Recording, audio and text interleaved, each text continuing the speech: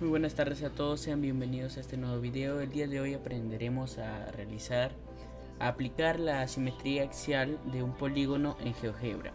Primero que todo tenemos que abrir la web, voy a hacer el software que lo tengas instalado. Primero que todo lo abrimos, el procedimiento es siempre el mismo y a continuación hacemos nuestro polígono.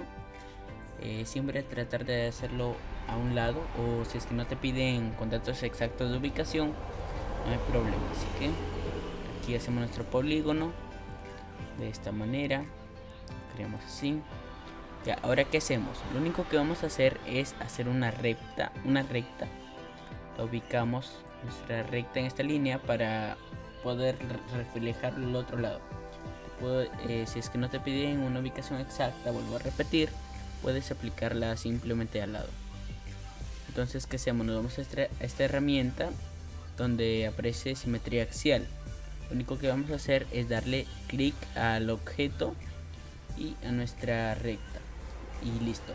Aquí está nuestro ya prácticamente duplicada, y si ven, muevo esto, se mueve el otro a la vez.